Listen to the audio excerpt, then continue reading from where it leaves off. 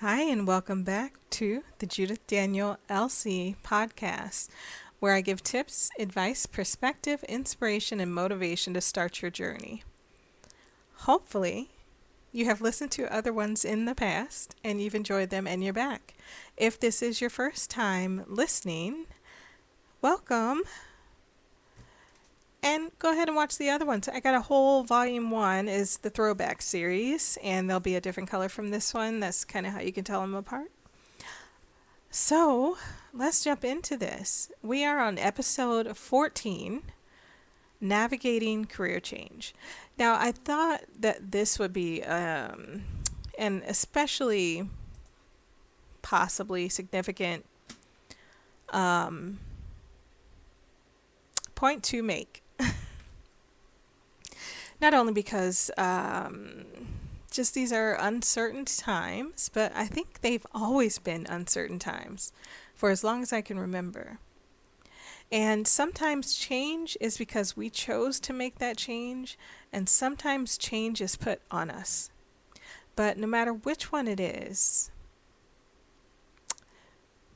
we can take it and we can own it and we can have authority over whatever is going on, even if that's just how we react to what has happened, or what is in the process of happening, or what we know as fact and not fear of what is going to happen. And again, it's not always easy, and the reasons can vary like the stars in the sky. There can be so many reasons. And it can feel intimidating. But it's also one of the most powerful ways to grow personally and professionally. Navigating a career transition challenges your comfort zone, okay?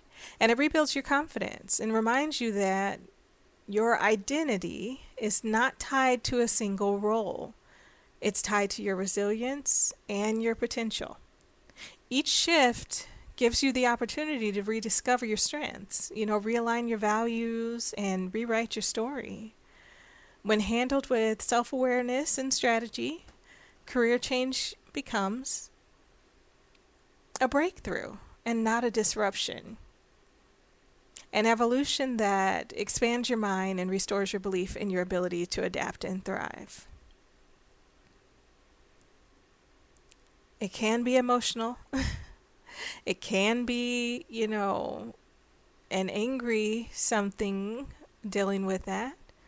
Or it can be blissful. It could be rewarding. It could be upward mobility, which is always a great consequence to have due to change. And upward mobility can mean whatever you want it to mean. Wherever you are being elevated, that's your upward mobility. There's the potential for upward mobility, but when you get to actually stand in it and take part and reap those rewards, it feels amazing, no matter what you're transitioning to. But I want you to make sure to acknowledge the courage that it takes to begin again. And changing direction, let's say possibly if it's unwanted, that doesn't mean failure. It takes strength to admit when something no longer aligns and to choose growth over comfort.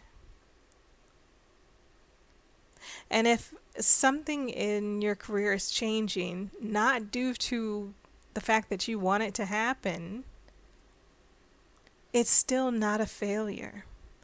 It just wasn't a good fit anymore. But guess what?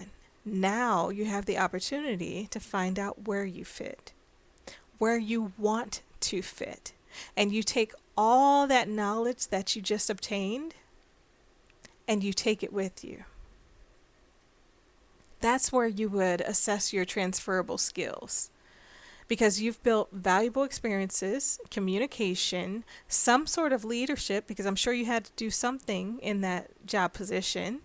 You had to effectively use problem solving skills that can translate into new industries or roles. So even if you're not on the side of, oh, this is what I wanted to happen, you can still take charge of it. And now let's go back to the drawing board.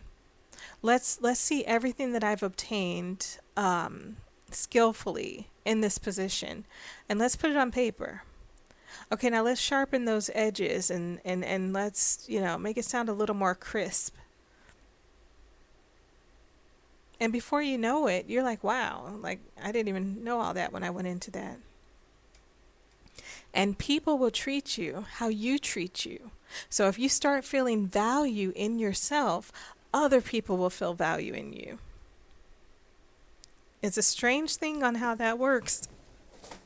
Oh, sorry. Had to shift positions, but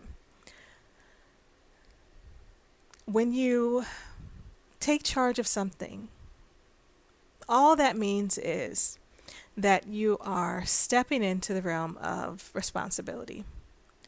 Yes, I didn't want this to happen to me, but I'm going to take responsibility that we are in this position and I need to move forward. And now I've gained all these things in this position. What other positions look appealing to me that I could use these in? And remember, you don't have to take the first thing that comes across your desk if it's not really what you want. And if you're in a pinch, if there's just, you have to right now, take what is available, but don't let that be your final destination. Always be on the lookout for ways to increase your signature stance. You know what I mean?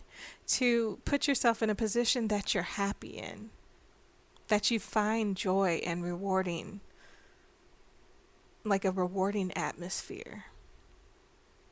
Somewhere that you could work there, and let's say, and this will never happen probably, or maybe it is right now, so I guess I shouldn't say that. In the government, they shut down, so there's no checks coming in.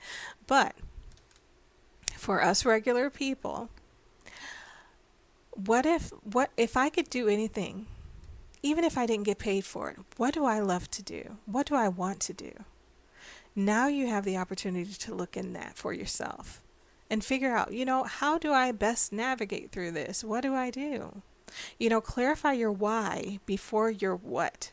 Understand why you are seeking change. Because you could go right back into another company doing that same exact thing. And you have the experience for it. And you've gained a little bit of knowledge, like extra knowledge, just because of your experience of being there. Not something that you were sat down and taught even, but it's just the experience of being in that field. And you know the unexpected things that can come.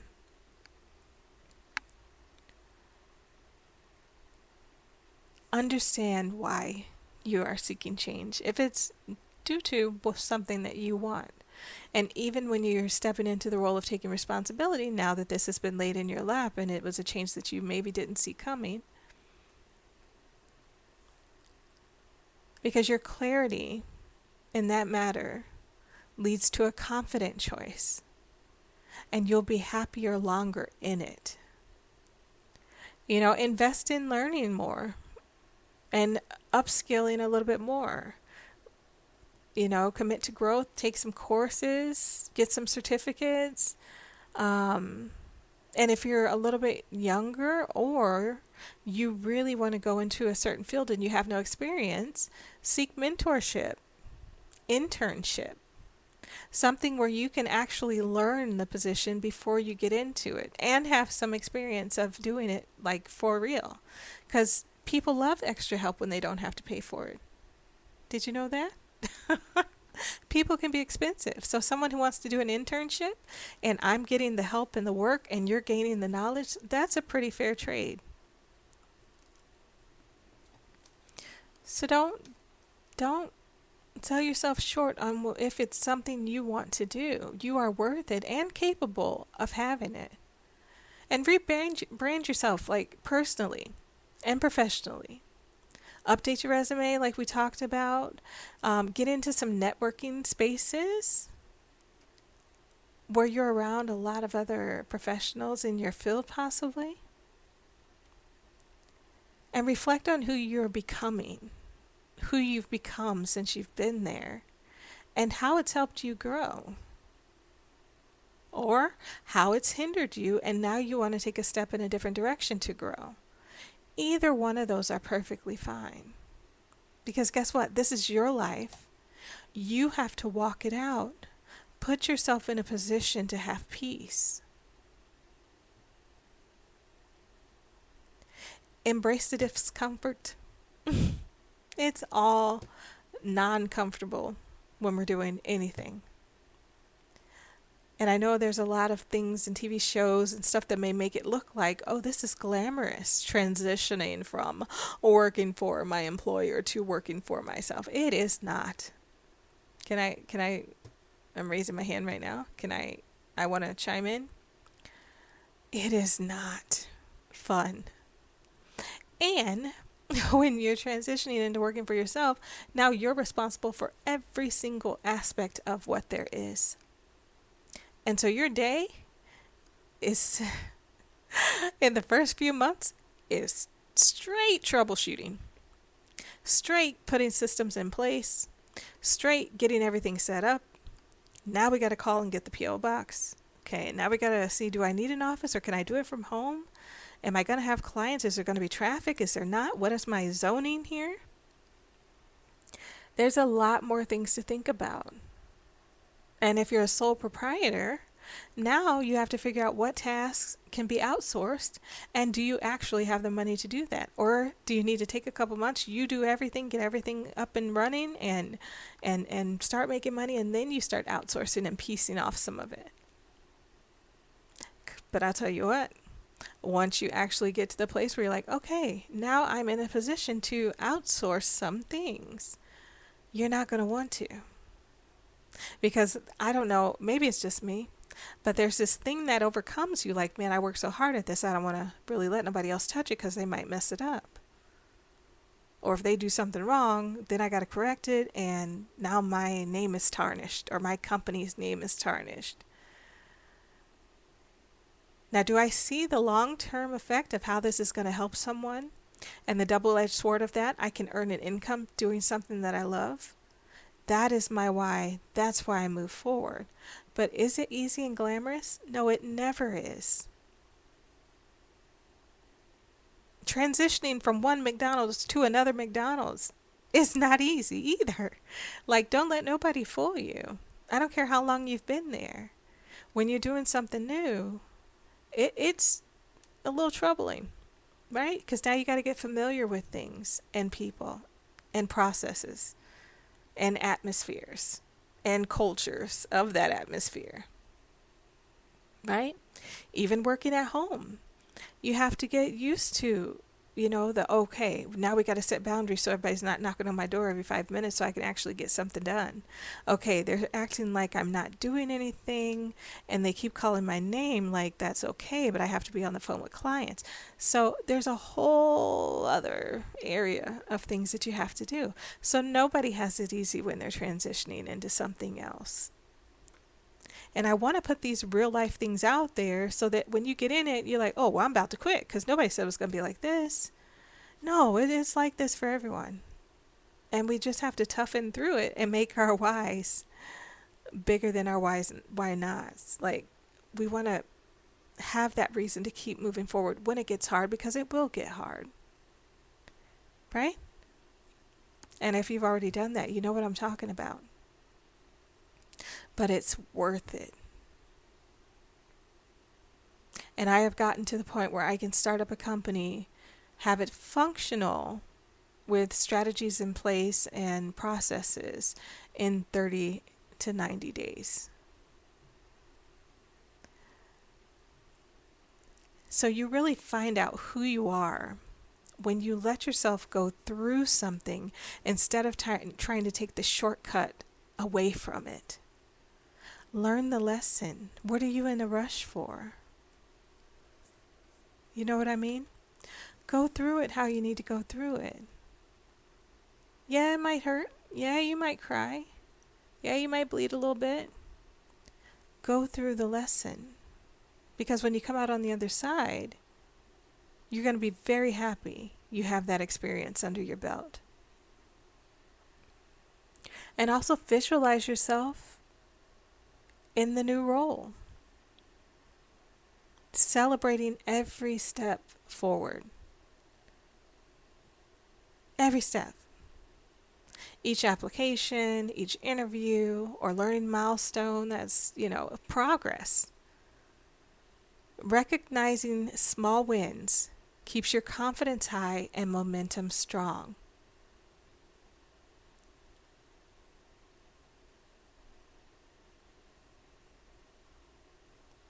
And the point is to stay strong.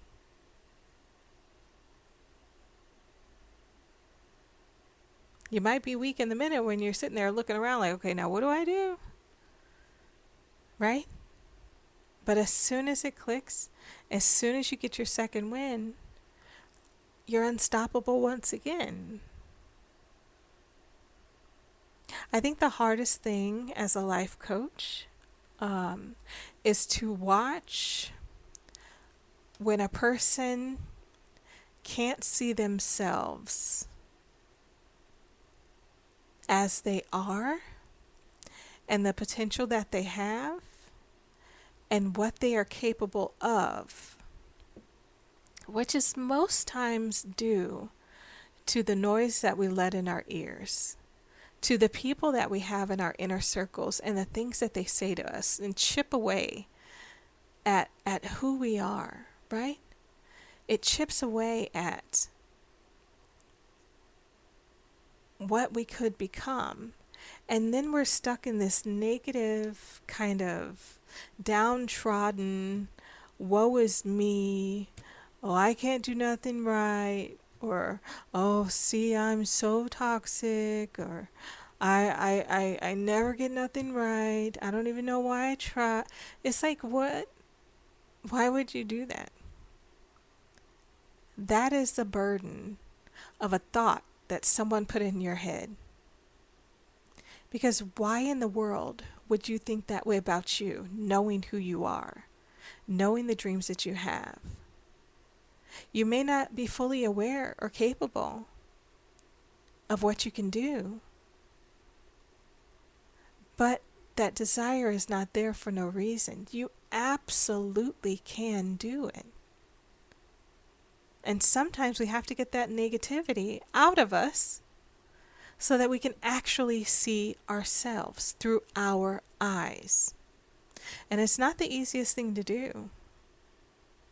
Cutting off people who quote unquote love you, but they're so negative that it eats away at you. You can't have that around you on a regular basis. Emotional abuse is just as strong as physical abuse. And if you're not careful, it'll go in very deep and be very, very hard to release from your self-conscious. But getting back on track is the most important thing. And I have a friend on YouTube, Joseph Clough, who does hypnosis. Fantastic, this man. And I'm saying that from my experience of not being able to ride on elevators. Every time I walked in the door, before it even shut, dread, death. Why did I choose this as my final resting place? These doors are never going to open again. I have just committed suicide because I got on this elevator and there is no positivity in it. I even grabbed someone one time because my anxiety took me away. It just swept me.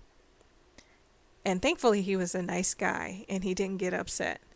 But I'm a stranger to him. I should not be touching anyone. And I was scared out of my mind, but it was so far up that I couldn't take the steps that time. So I was like, well, at least let me try. But I don't know. Maybe in another life they weren't very good to me, the elevators. But I was so scared. And the thing about it is that Joseph puts out these programs, right? And I mean, I know it's not millions, but it is so many, you guys, over every single topic. And I picked the one that worked for me, that I thought, oh, this might help with those symptoms. And repetition is key. So when I want to go inside, my preference, and because it's a good, amount of time, is hypnosis, to go under. So before I even started doing hypnosis, I was a patient. And I saw it work for myself. And that passion grew so much that it turned into a desire that made me up my skill set in order to be able to perform those duties as well. It was such an inspiration. And that's how it is with anything. When you're trying to transition, you have to find the right motivation and inspiration for you in order to for it to hold your attention. The hypnosis held my attention because I got on an elevator one time, didn't even realize I had that problem. I mean, I just, not even thinking, got on an elevator, hit the button, and went to where I needed to go. Okay? And we're talking about years of being afraid to get on elevators, to not even realizing when I did it. And then to work in a law office for over a year. Oh goodness, it might have been about 2 years or so. On the 18th floor. So this is every day, in the morning, going up the elevator. In the evening, going down the elevator. For lunch, going up and down the elevator, right? Every day. Why? Because the concessions and things were downstairs. So I'm riding this elevator multiple times a day, and guess what? It even got stuck, and I didn't freak out. Why? Because I took the investment for myself seriously. And I really wanted it to work. So I did the repetitions of what it said. I listened for, oh goodness, I'm still listening to his work. He is my hypnotist of choice, right? And he has a lot more to offer in his programs. But what I'm saying is, I stuck with it for me because I felt like I was worth it. And it has done a lot more positivity. And it's just amazing how a gesture of words in a certain context, under the right circumstances, can start to heal you from the inside out. And I'm always talking about, let's start from the inside. That's where it matters. Because once your insides are, I don't want to say, okay. Once you begin to heal from the inside out, you start attracting those things that you need for your journey in a healed state. Now, when you're in an unhealed state, you'll attract the negative things. Whatever your mind is set on and whatever your focus is towards, that's what you'll attract into your world, and then that's how your days play out. When you go at it with a healed process,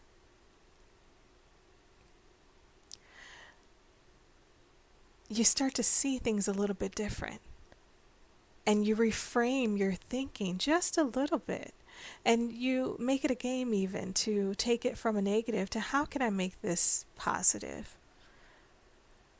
When the dominant energy is negativity.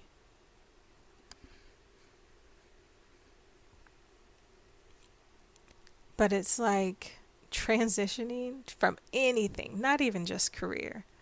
When you're transitioning from being a child in your parents' home to having your first apartment, from from high school to college, from junior high to high school, from a whole lot of different things. Grab it, take authority over it, and find the positive in, even if it's a negative situation. You turn it around, and how you feel about it and what you think about it, that's what it'll be. That's what it'll be. And if you need a little bit of extra help, I do have daytime things where you can meditate on them. And it's called layered affirmations, where we help to start reassessing the you that you really want to be and getting the positive things that correlate with that in your subconscious and taking the negative point of reference out and putting a whole new thought pattern inside you. The pattern that you want to see happen, the lifestyle that you want to have. You are fully in control. And I think not a lot of people know that. They think they have to be dependent on something or someone else in order to be who they really want to be, when all they had to do was look inside themselves and see, what do I want to change? What would I like to be better or different? Even how you talk, how you dress, but most importantly, how you think about situations you come across, even the adverse ones, because the goal is to have peace through all of the situations. And that peace comes from quieting the noise and understanding yourself more. But we can get into all that at a different time. If you want more information, or maybe you're ready to go on a journey of self-discovery, you can go to my website, judithdaniellc.com, and you can see the programs that I have available for life coaching. You can see the Sassy movement that I have, which is a safe at school initiative, where we take suicide off the table as an option. You can see the layered affirmations and then how to even create a customizable, personal layered affirmation. And you can see the Futures Club, where we have a closed seating sessions.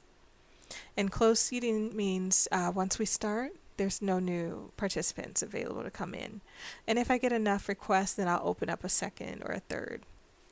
But I like to take you on the journey, go the full way with you, and not have very many interruptions, because I want to give this to you. And I think it's important and a very big investment to think highly enough of yourself to say, you know what, I deserve that. I deserve to have better. And it's just an amazing attitude. I know some of my students that walk away from that, they're because I live for the aha moment. And I know it's going to click with them. I just don't know when or what it's going to take. So that's why I make my program so detailed that at some point, everyone is going to get caught. And like, wait a second. You know what I mean? I want that. I want that corny. I want that comedic. Hold on. I want that. That is what I live for. That's what gives me joy. Because I knew you were going to get it. I didn't know what it was going to take. I didn't know how fast, but I was here for it. Until you start to realize, my goodness, I do hold all the keys. I can have that life that I want, and this is what it'll take. And I'm capable of doing that. I know how to do that, or I can learn how to do the things I need to do. Like, there really is no not going to happen unless I choose to say it's not going to happen. And under all the businesses that I run, under everything that I have that I created, the whole point is to put the power back in your hands so that you can take charge and you can run and not grow weary and have direction and know exactly the end goal of your game. So, yes, I talk a lot. I'm okay with that too. But I know you're probably ready to go. So I thank you. If you stayed, you enjoyed listening. And again, my podcasts are to be background noise. And hopefully you catch a couple nuggets in there that are beneficial to you. You're like, hey, wait a second. Yeah, because that's what I'm here for. Just to be that voice of something extra, a different perspective. Maybe something you've never heard before. Or maybe you've heard it before, but when I say it like this, it starts to make sense.